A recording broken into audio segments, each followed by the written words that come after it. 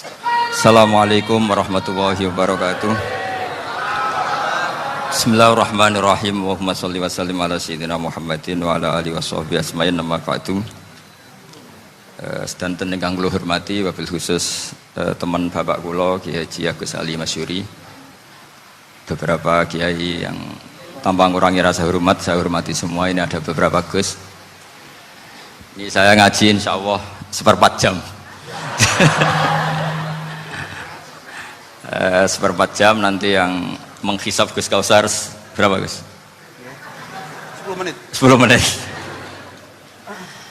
Begini, sebetulnya saya membela semua umat Islam itu ahlul jannah, karena saya ini ibarat marketing. Kalau orang Kristiani itu kan setiap orang mati sudah tenang bersama Bapak di surga. Jadi kampanye itu menarik sekali. Sementara kita sudah kiai, sudah imam masjid, sudah ulama, masih saja dikhawatirkan su'ul khotimah. Ini kalau kampanye ini tidak imbang, ini nanti saya takut kalah. Makanya saya bilang pokoknya semua orang mukmin itu ahlul jannah.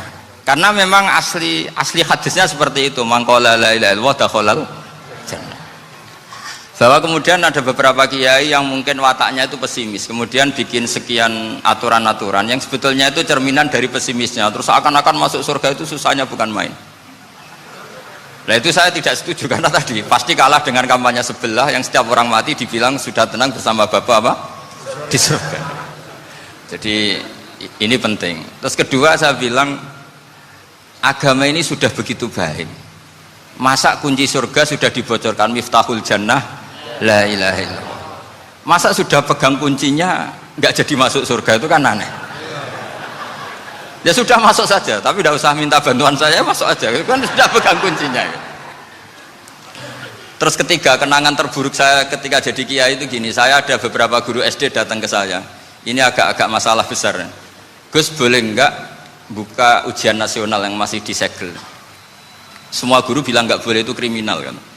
Ada satu guru yang bikin analogi agak kacau. Boleh saja, wong ujian di kuburan saja dibocorkan para kiai nggak apa-apa. Itu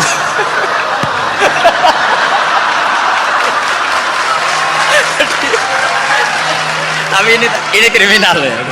Perhatian kepada kiai, nggak boleh memukul pemateri.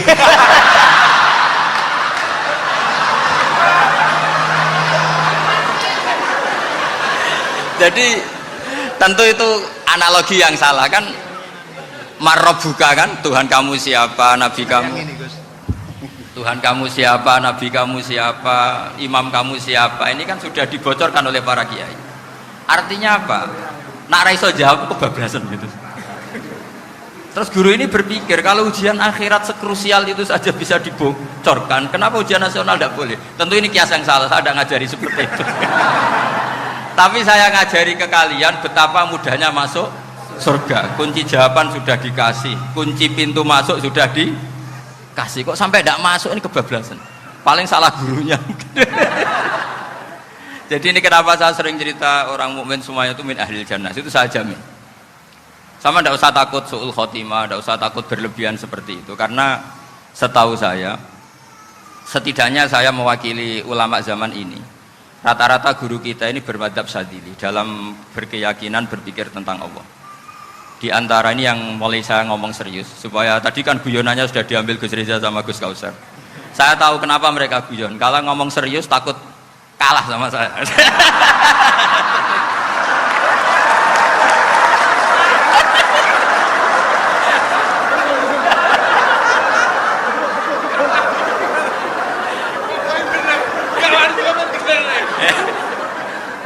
Karena saya ini sudah terkenal pemikir serius, jadi artinya itu satu kepintaran mengalihkan. Ya, oh ya, sudah itu satu kecerdasan. Tidak hanya ngalim tapi butuh cerdas. Betul cerdas. Jadi itu bukti beliau-beliau ini cerdas itu. Saya berpikir begini, ini madzhab Syadzili. Kita semua tentu Syadzili karena kita semua ngaji kitab Hikam. Kita tahu kitab Hikam itu muridnya Abul Abbas Al-Mursi. Abul Abbas Al-Mursi muridnya Syekh Abil Hasan apa? Asy-Syadzili. Saya masih ingat betul makalah itu dan saya ulang-ulang. Setiap saya ngajar di sarang saya ajarkan ini. Kilali, kata Abdul Hasan Asyadili, saya pernah dapat hatif, dapat semacam ilham. Apa makna min syarril waswasil khannas? Itu kata beliau dijawab oleh hatif itu. Hatif itu nggak perlu diterjemah tadi ada, karena tadi diajarin itu. Apa yang dihidupkan itu nggak perlu dijelaskan. Kata hatif tadi, waswasun yadkhulu bainaka wa baina habibika yunsika altofahu alhasanah wa yudzakiruka af'alaka asai'ah wa yukassiru indaka dzatas shimal wa yuqallilu indaka dzatal yamin liya'dila bika an husni dzanni billah ila su'idzanni billah. Jadi yang dikatakan waswas adalah kamu digiring untuk hanya ingat sisi-sisi kamu yang negatif, dilupakan bahwa Anda punya sisi-sisi yang positif. Misalnya seperti ini, mungkin secara fikih tadi banser-banser tegas, wah ini masalah lelaki perempuan dipisahkan gini-gini. Tapi kenapa Ghazali bilang ya sudah gini gak apa-apa. Sebetulnya ada rukhsah itu karena ini di depan umum. Yang paling pantangan Nabi itu la yakhluwanna rajulun bimra'atin. Ini ada yang menjaminnya gitu. Malah khawatir saya di sini dipisah tapi setelah berduaan nggak bisa. Jadi toleransinya karena ini di depan umum. Itu masih ada toleransinya. La yakhluwanna rajulun bimra'atin. Begitu juga ketika kita dosa, misalnya kita dosa. Orang Islam setiap dosa itu pasti ingat salahnya, kemudian istighfar. Dan ketika satu kebaikan dibandingkan keburukan, itu kata semua ulama, karena sayyi'ah itu bernilai 1, kebaikan bernilai apa? 10. Itu masih surplus berapa? 9. Jadi itu cara berpikir Abdul Hasan Asyadili. Kenapa kamu harus berpikir positif tentang Tuhan? Sekali berpikir tentang negatif, itu bahaya betul. Misalnya begini, kamu berpikir tak rewangi jadi kiai, sujud, rukuk, ternyata aku tetap lebu neraka, gunane apa? Itu menurut saya kan nggak punya akal. Sujud itu satu kelaziman menghamba kepada Allah. Normalnya seorang hamba itu ya sujud.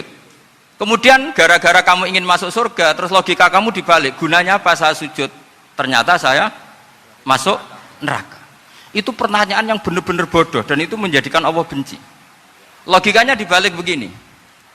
Ini saya ngomong serius karena ini bentuk kemenangan saya, ini bentuk kemenangan saya. Saya berkali-kali ngomong di kota pelajar di Jogja karena banyak pengujinya juga. Bukan sekedar pendamping tapi penguji. Banyak yang profesor, bukan sekedar doktor, banyak yang profesor. Jadi biar ini dok. Begini, saya pernah ditanya sama seorang dosen, Gus, saya ini ngaji hadis banyak, tapi ada yang saya tidak paham, yaitu mangqala la ilaha illallah dakhalal jannah, ada kalimat wa in zana wa in saraka. Meskipun pernah zina, pernah maling. Ini kan seakan-akan mentoleransi perzinaan dan pemalingan.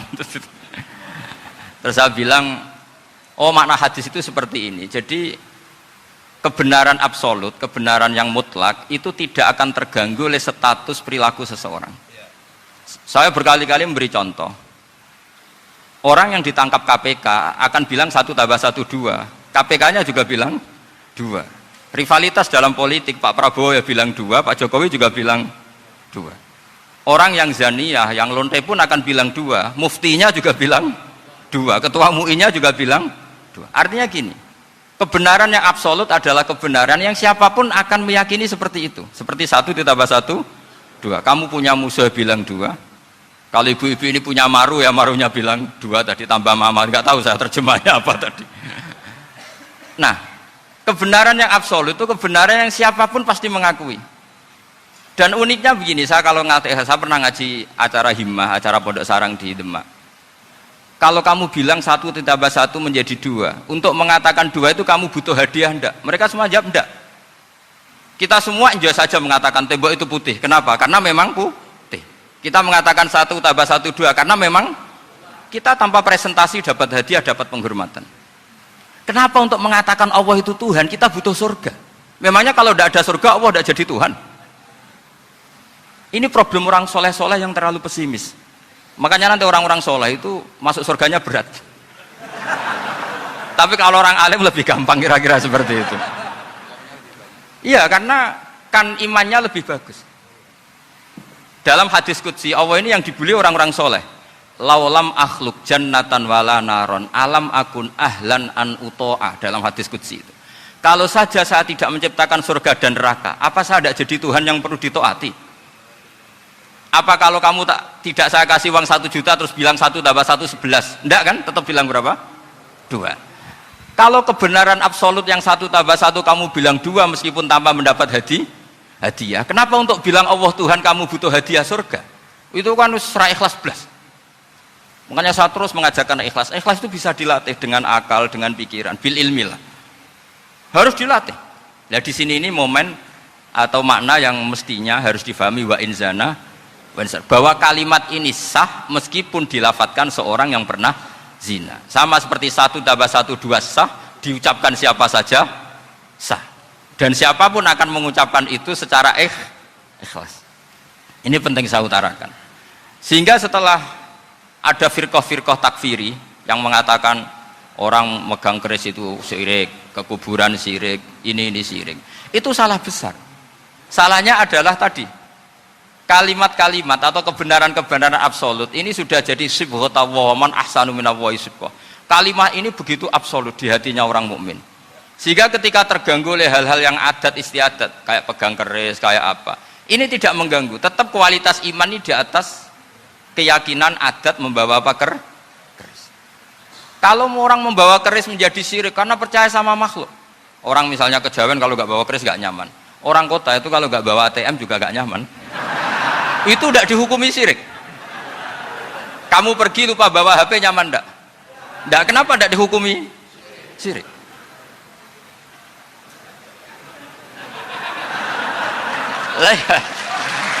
Jadi ini logika. Jadi makanya ini Gus Reza boleh ngeritik saya itu berkali-kali bilang saya termasuk ulama yang mau bikin gerakan cangkem elek.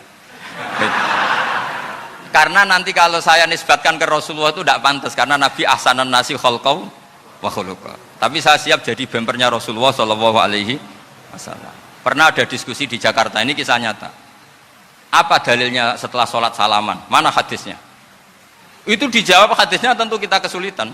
Kalaupun ada hadisnya dhaif semua yang masalah musafahah. Akhirnya mau tidak mau dijawab pakai cangkem melek. Boleh nggak kamu setelah salam nyalain HP yang off? Boleh. Boleh nggak ke kamar mandi? Boleh. Oh berarti kencing boleh, nyalain HP boleh. Yang nggak boleh itu ingat Allah. Karena mereka mengkritik wiridan, ngeritik salam. Akhirnya mikir deh. Ada nggak hadisnya orang setelah sholat nyalain HP? Nggak ada kan? Tapi mereka nyalain HP nggak hambatan. Tapi untuk salaman masalah kan? Ke kamar mandi boleh, tapi untuk wiridan tidak boleh. Akhirnya mereka sadar, oh iya, lama-lama dibisi gini yang kelompok itu, kamu itu korban aliran supaya kamu gak ingat Allah, ingatnya HP-nya. Sehingga orang wiridan kamu kritik, orang nyalain HP tidak kamu kritik. Itu kelompok itu adalah kelompok orang-orang yang supaya orang Islam itu lupa Tuhannya. Itu gerakan cangkem melek, tapi jadikan orang sadar.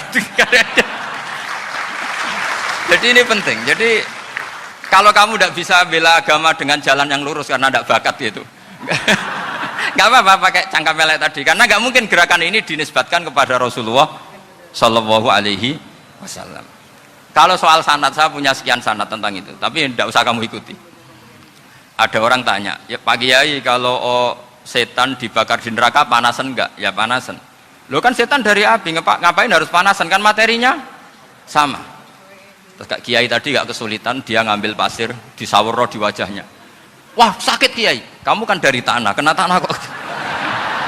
Jadi itu ada sekian, artinya gini ya, kalau kesulitan jawab pakai baik-baik ya sudah pakai cangkem melek itu aja. Karena nah, tapi tentu kan gerakan ini tidak mungkin dinisbatkan kepada para nabi. Tapi saya pastikan meskipun nggak bisa dinisbatkan kepada para nabi dari segi cangkem elek tadi, tapi secara semangat itu sama. Saya punya sekian contoh. Bener Gus Riza tadi gojok saya sengawur-ngawurnya itu masih punya sana. Itu pas saya ngawur pun masih punya apa? Sana. Nabi Ibrahim itu ketika faja'alahum juzatan illa kabirallahum itu si berhala paling besar dikasih kapak. Ketika mereka geger, ini siapa yang berhala-berhala kecil?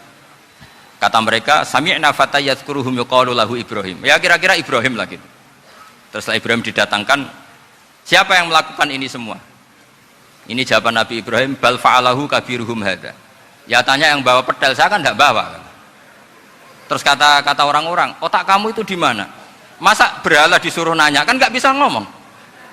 Ibrahim kebalikan, uffil lakum walima ta'buduna min dunillah. Lalu otak kamu di mana? Sudah tahu nggak bisa ngomong kok disembah gitu. Itu ada kata uffin loh.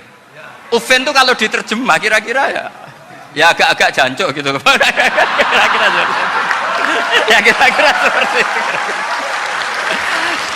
Jadi sekarang dalilnya jancuk apa bisa? Kan biasa kalau misalnya saya bilang sudah gimana? Jancuk itu dari daksu, dak tinggalkanlah suan perkara sing elek. Krono ilate wong Surabaya kakean rawon, akhirnya ngomongnya jancuk.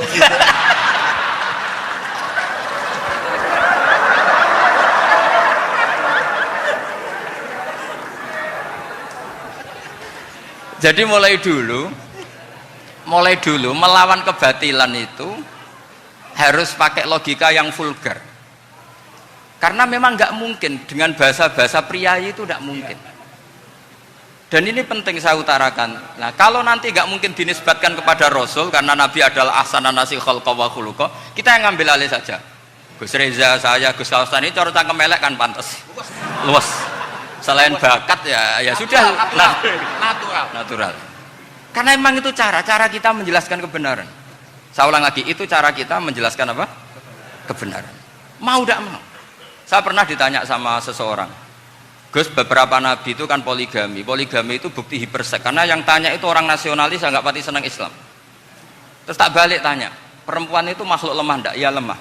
Kalau nolong lama satu itu gimana? Ya baik. Kenapa nolong dua jadi tidak baik? Harusnya kalau nolong tiga tidak baik. Tapi saya tidak dukung poligami. Nah, ini cerita saya.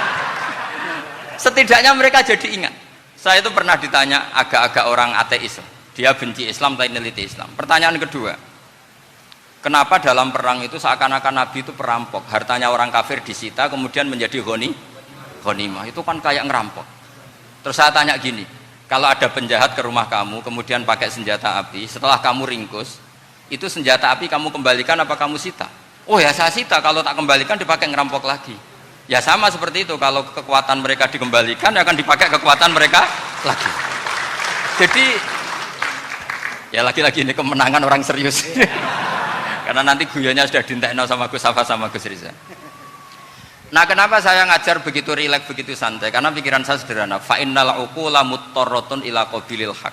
Akal sehat pasti dipaksa menerima apa? Kebenaran. Sehingga kebenaran itu tidak usah kamu ngomongkan secara serius, secara tidak perlu. Kebenaran itu mudah diterima. Saya itu pernah ngaji berkali-kali di Jogja di mana-mana sampai ada buku seorang dokter nulis tesisnya itu bangga lagi menjadi muslim setelah ngaji saya itu. Karena saya menerangkan itu ringan. Orang Islam itu harus mencintai Allah. Ciri utama cinta itu tidak tegang, rileks. Saya bilang begini, kalau kamu pernah 1 tahun digratisi orang rumah, makanan, kamu kira-kira itu mudah nggak mencintai orang yang berjasa sama kamu minjemin rumah dan ngasih makan gratis? Mudah kan? Apalagi kita ini mudah mencintai orang yang minjemin mobil 1 tahun, ngasih rumah 1 tahun, apalagi selamanya. Kenapa kita tidak mudah mencintai Allah yang memberi kita bumi, air, oksigen, semuanya kita dikasih Allah? Akhirnya mereka mikir, wong mencintai seseorang yang ngasih dalam durasi 1 tahun saja mudah, apalagi mencintai Allah yang ngasih kita tanpa batas. Itu disebut walladzina amanu asaddu hubbal lillah. Orang mukmin itu mudah sekali mencintai Allah. Caranya dilatih tadi. Kita mudah mencintai orang yang berjasa sama kita. Kenapa tidak mudah mencintai Allah yang tentu jasanya lebih besar? Nah, karena akhir-akhir ini banyak orang yang terlalu nazir, terlalu apa? Kata Nabi kan basyiru wala tunaffiru yasiru wala tu'assiru. Sehingga saya bikin gerakan. Pokoknya semua orang mukmin pasti masuk surga. Nanti soal ada kesalahan-kesalahan kecil yang menjadikan orang su'ul khotimah itu sifatnya kehati-hatian. Jangan menjadi hukum. Hati-hati itu tidak menjadi hukum. Kalau kamu nyupir hati-hati itu bukan berarti pasti kecelakaan. Enggak. Hati-hati itu ya hati-hati saja, tidak menjadi hukum. Ini penting saya utarakan karena kubu sebelah kampanyenya sudah tadi, setiap mati pasti tenang bersama Bapak di surga. Sementara kita mau kampanye, kamu sholat tidak mesti diterima, haji tidak mesti diterima, jadi kiai tidak mesti masuk surga. Coba kalau kita kampanye gitu terus, yang mau jadi muslim itu siapa? Jadi ini sudah tak perhitungkan matang-matang saya milih mazhab seperti itu. Ya ini saya pikir sudah, ini pembandingnya supaya punya waktu. Saya suka sekali. Nah ini yang sesi terakhir ya, sesi terakhir. Saya akan cerita fikih karena Nyun sewu Gus, ada iklan sebentar dari ibu-ibu, pentolan mic kurang dekat ke mulutnya Gus Baha. Sehingga suaranya tidak terdengar sampai ke belakang. Oh, gitu, pentolannya didekatkan Gus oh, ke mulut. Ini kalau ngomong konotasinya itu mesti nyerempet. Sudah apa ya? Sudah ahlinya di situ. Ya malah ada di situ.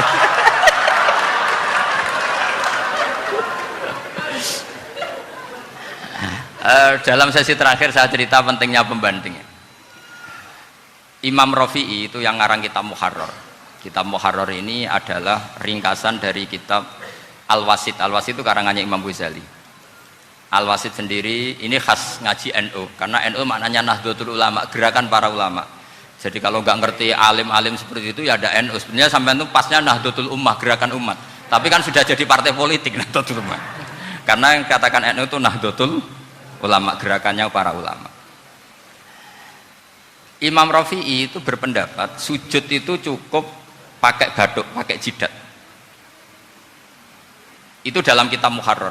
Wal asoh anna sujud yasihu mau cukup biwat iljabah.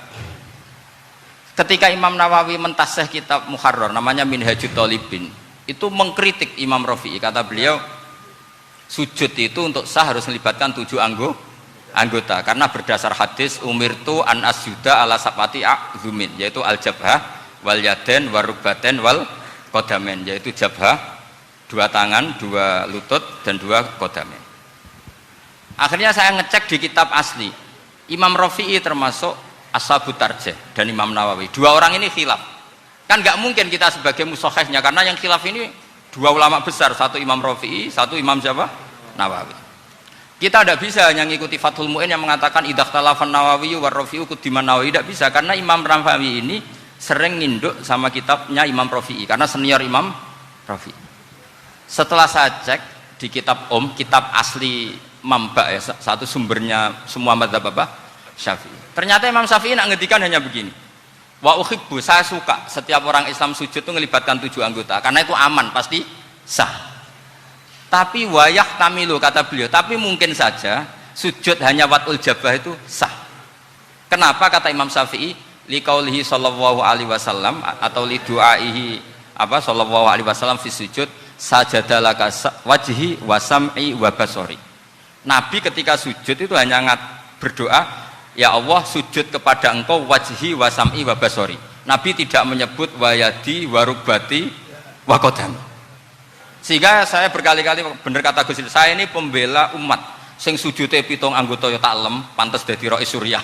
Itu yang sujudnya bathuk tok ya tetap sah ngikuti mazhabnya Imam Rafi'i, meskipun itu tidak saya anjurkan. Tentu tidak saya anjurkan. Alasannya Imam Syafi'i tadi, Rasulullah pernah berdoa dengan kata-kata sajadalaka wajhi, bukan diteruskan wayadi warubati wakoda. Sehingga fal khilaf huna bakin ala khiddati kalau dalam bahasa fikih. Khilaf biar tetap sesuai aturan khilaf masing-masing. Enggak perlu kamu menggugurkan pendapat Rafi'i yang mengesahkan sujud hanya pakai jabah. Ini penting karena tadi seperti saya katakan, yang sujud anggota itu ya masuk swarga mergo pintere, sing nganggo bathuk tok yang mlebu swarga mergo gobloke tadi, karena aksaru ahlil jannah al-bulhu. Nah, ini madhab saya. Jadi saya itu ingin umat Islam itu baik-baik saja. Iya betul. Madhabin jenengan. Ya. Karena tidak mungkin lah kita tidak bela Islam di zaman akhir, tidak mungkin, karena di kubu sebelah kampanyenya sudah seperti itu.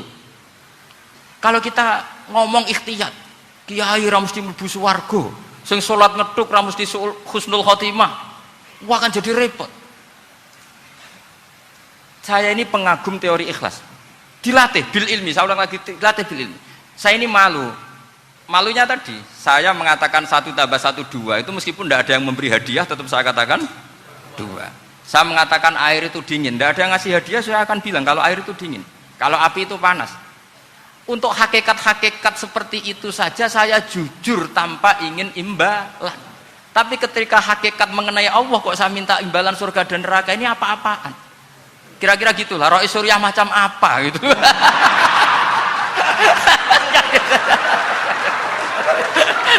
Ya saya kira demikian. Assalamualaikum warahmatullahi wabarakatuh. Waalaikumsalam warahmatullahi wabarakatuh. Alhamdulillah. Baru kali ini ada seminar yang dikritik terus sama pemateri itu pendampingnya. Mestinya pembandingnya.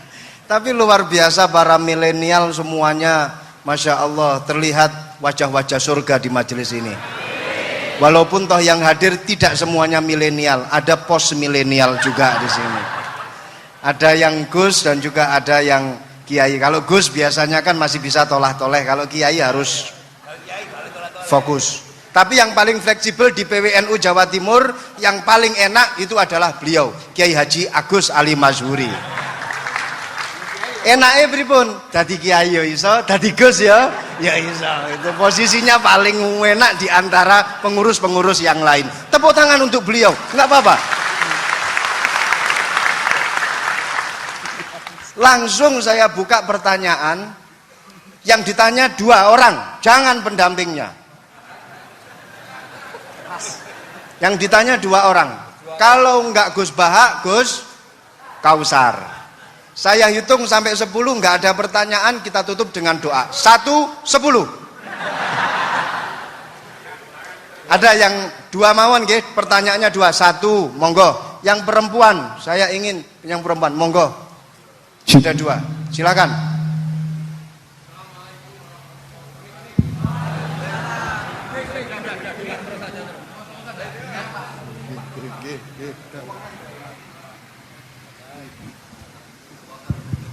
Bismillahirrahmanirrahim. Assalamualaikum warahmatullahi wabarakatuh.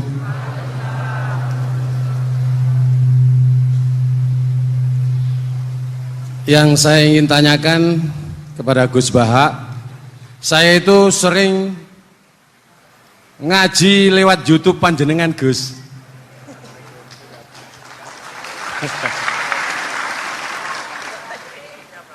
Insya Allah ilmu saya tambah walaupun tidak banyak.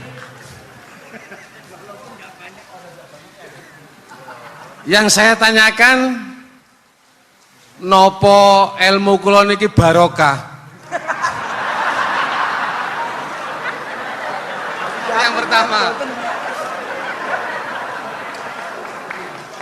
karena saya ngaji lewat YouTube panjenengan, saya tidak izin. Untuk itu hari ini saya izin panjenengan, mudah-mudahan ilmu ingkang saya dapat dari panjenengan niku saged barokah niku Gus. Terima kasih. Wassalamualaikum warahmatullahi wabarakatuh. Waalaikumsalam warahmatullahi wabarakatuh. Langsung mawon Gus nggih, yang satunya dulu. Siapa aja? Oh gitu. Monggo Gus. Itu tetap barokah dan kebaikan itu mah nggak perlu minta izin. Kalau kebaikan minta izin jadi repot. Jadi kalau dalam kitab fikih disebut iktifaan bil izni syar'i, karena syara akan selalu memberi izin sama kebaikan. Itu udah hanya masalah YouTube sampean. Tadi melihat wajah Gus Ali ibadah, pamit dulu. Nanti kalau ada orang alim lewat mau lihat juga pamit dulu. Lama-lama mau baca sholawat, ya Rasulullah pamit dulu mau baca sholawat. Jadi semua kebaikan itu cukup iktifaan bil izni syar'i. Ya jelas ini ya.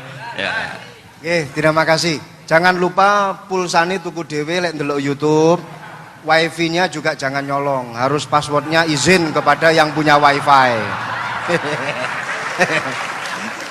Baru nanti 100% barokah. Mbak yang belakang bisa berdiri, yang mau tanya tadi. Ya, silakan. Bismillahirrahmanirrahim. Assalamualaikum warahmatullahi wabarakatuh. Mohon izin Yai Gus, saya di sini mau tanya, selain sebagai pelajar santri, saya juga sebagai seorang mahasiswi di salah satu universitas di Surabaya. Yang saya tanyakan sebagai pemuda milenial, kita semua tahu bagaimana keadaan demokrasi negara Indonesia saat ini. Yang saya tanyakan, bentuk dari hubul waton minal iman. Hubul waton di sini, bolehkah saya sebagai seorang mahasiswi menyuarakan pendapat saya, berjuang bentuk ijtihad demi keadilan berupa demonstrasi?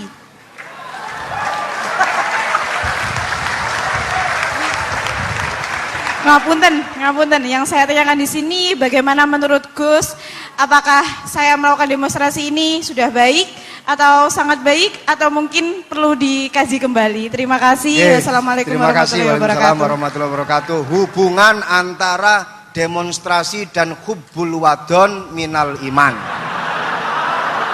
Hah?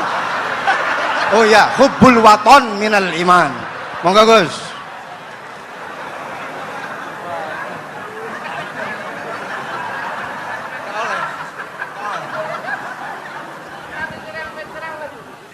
Ini benar-benar ahli loh aku. Begini kan, demonstrasi itu kan makna pokoknya itu kan apa? Memperlihatkan. Makanya demonstrasi kekuatan maknanya ya show ya, memperlihatkan satu apa? Kekuatan. Sehingga kalau dalam Islam itu ya fleksibel, asal itu tidak merugikan orang lain, tidak anarkis, tidak mandorot bagi kelompok lain tentu boleh.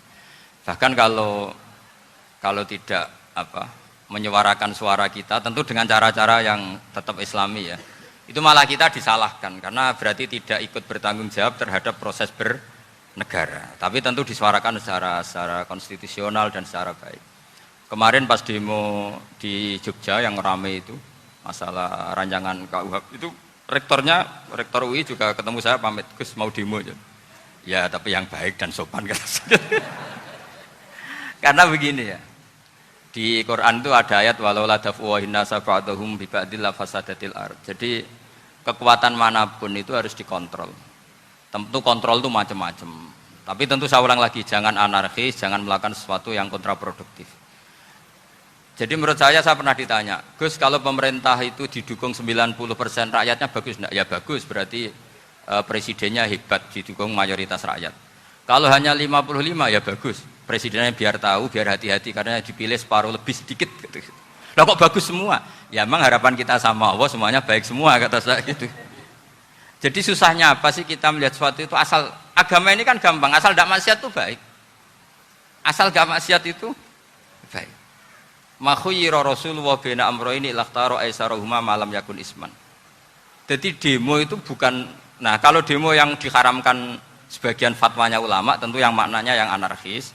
Kalau yang dihalalkan tentu maknanya yang tertib. Itu biasa dalam hukum fikih.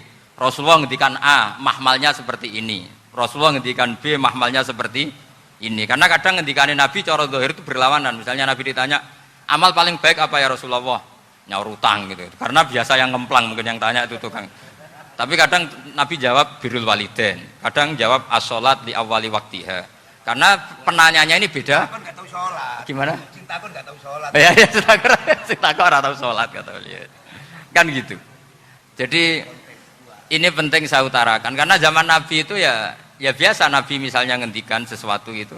Terus ada juga sahabat yang memperlihatkan pendapatnya. Tapi tidak niat bantah. Masyhur itu dalam tarikh. Saya beri contoh yang masyhur itu. Nabi pernah sholat duhur itu 2 rakaat. Sebagian riwayat mengatakan asar, tapi yang lebih kuat itu duhur. Setelah 2 rakaat Nabi sholat, itu akabiri sahabat papan atas itu tidak ada yang ngendikan karena mereka sopan semua, tahu etika. Setelah Nabi pulang sudah dekat pintu, ada sahabat yang berdiri. Ya Rasulullah, aku siroti sholatu amnasita. Ini sholat model kosor, apa engkau lupa? Tapi sahabat yang nggak tanya, ini niatnya malah lebih agak-agak buruk. Baguslah kalau sholat terbaru 2, berarti besok ya 2.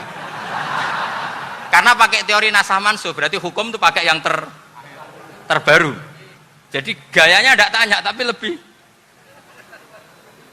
sama mungkin yang setuju undang-undang tadi ya tentang rumah tangga, kalau istri nggak mau dikumpuli tetap dipaksa, nanti suaminya bisa dilaporkan ke pengadilan gitu. Saya pasti mikir saya bukan masalah pengadilannya, pasti istrinya cantik. Kalau jelek kan nggak mungkin dipaksa. Ini ketularan ya. Jadi saya cara berpikir tuh, jadi tak pikir lucunya saja, bukan pikir serius. Ketularan ya, sudah ketularan ini. Karena keburukan itu mudah nular. Akhirnya Nabi kembali lagi, enggak, kullu dzalika lam yakun, semua itu enggak terjadi. Tapi Nabi sebagai orang yang sangat, ya sebenarnya enggak boleh dibahasakan sangat demokratis, sangat bijak. Nabi kembali lagi ke mimbar terus tanya, ahakun maqalahu dzulyaten, apa betul yang dikatakan dzulyaten tadi? Kata sahabat semua, betul ya Rasulullah, tadi engkau sholat hanya 2 rakaat. Nabi kemudian takbir lagi, meneruskan 2 rakaat terus salam. Artinya kalau demonstrasi itu dengan makna mengutarakan pendapat dengan cara yang dijamin konstitusi, ya itu kan normal-normal saja, nggak ada masalah. Saya pernah dereno bapak, itu ada pertanyaan yang benar-benar mengusik saya. Ada orang miskin datang ke bapak, Pak Yai, jadi wong melarat itu ra enak. Sajane ya wis suwe dadi wong melarat ra enak. Itu pas Ramadan. Kenapa kata bapak? Bapak saya itu teman akrabnya Gus Ali, itu senengannya ya guyon, mau meninggal aja masih guyon. Bapak itu guyon terus. Kenapa aja? Sudah puasa nggak makan, buruh orang, macul itu kan berat. Mau istirahat nggak boleh karena buruh orang. Enak jadi wong sugih puasa diam di rumah gini-gini terus. Terus kata bapak saya gini, enak wong melarat. Jadi wong sugih nak poso berat. Kok sakit ya? Esok mangan pecel, awan rawon, enggak sore sidik sate. Jadi yang harus ditinggalkan itu banyak. Nak sampean kan biasa meninggalkan itu semua. Semenjak itu dia, oh iya, nak ngono podo-podo abot. Jadi hasutnya pada orang kaya terus nggak ada. Nah ini pentingnya ilmu, jadi pentingnya pendamping tadi itu. Setelah diberi jelasan, oh maturun ternyata podo-podo abot gitu. Dia nggak tahu susahnya jadi orang kaya. Ya sama seperti tadi, ya saya puasa, kerja gini-gini, bojo sitok elek, terus jadi yang bojone 4 cantik semua abot aku. Karena harus ninggalkan 4 yang cantik tadi, yang bisa menghidupkan tadi itu. Itu kan juga demonstrasi, artinya mengutarakan apa yang, jadi itu saya pikir seperti itu. Ya ini, pokoknya gitu aja ya. Assalamualaikum warahmatullahi wabarakatuh. Waalaikumsalam warahmatullahi wabarakatuh. Tepuk tangan untuk beliau.